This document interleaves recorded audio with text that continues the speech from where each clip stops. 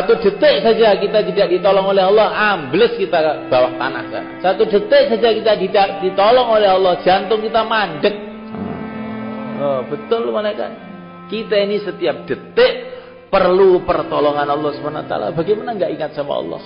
Setiap detik kita dilihat oleh Allah, didengar oleh Allah. Bagaimana tidak ingat pada Allah? Setiap detik kita ini ada di bumi Allah, di bawah kolong langit Allah. Bagaimana tidak ingat Allah? Setiap detik kita ini kumpul dengan hamba-hamba Allah. Bagaimana tidak ingat Allah? Jadi semulaikan Allah Ta'ala, kalau iman ini masuk, orang itu senantiasa ingat kepada Allah. Puncaknya ingat kepada Allah itu yaitu sholat. Wa aqimis sholata li dzikri. Maka kalau kita ini ingin tahu iman kita ini dalam keadaan baik apa dalam keadaan sakit, sholat kita ini bagaimana? Terutama sholat fardu. Maka tandanya iman itu benar, sholat fardu itu diperhatikan betul. Di antara bukti memperhatikan, sebelum datang waktu sudah siap di masjid. Sebelum sholat banyak zikir. Sebelum sholat banyak baca Quran. Dengan diresapi bahwa ini nasihat Allah untuk saya. Walaupun kita nggak paham.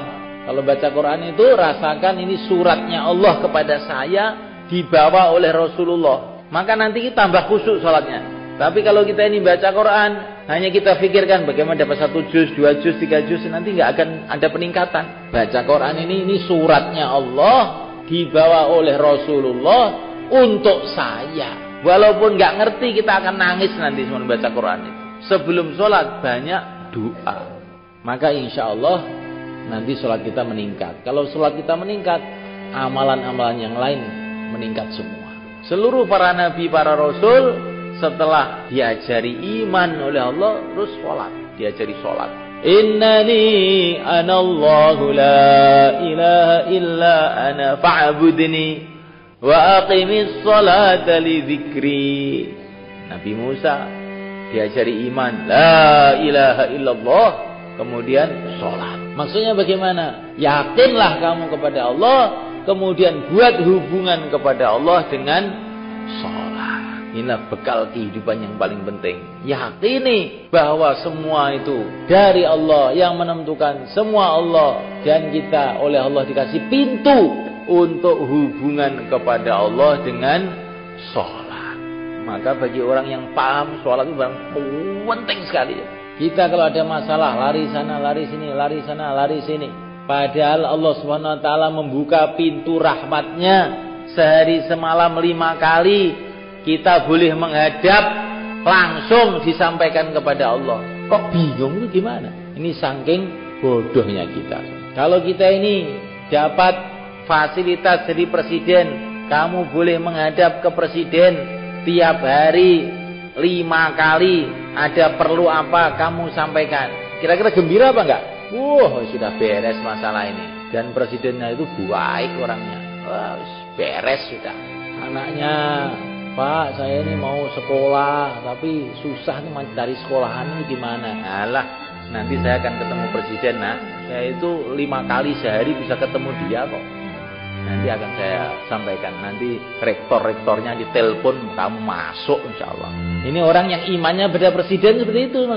Presiden keduren, Pak Lurah gitu aja. Temboro, kamu ke Temboro punya kenalan? Enggak punya kenalan. Tapi Pak Lurah itu teman saya dulu. Oh, beres. Ini imannya kepada Pak Lurah.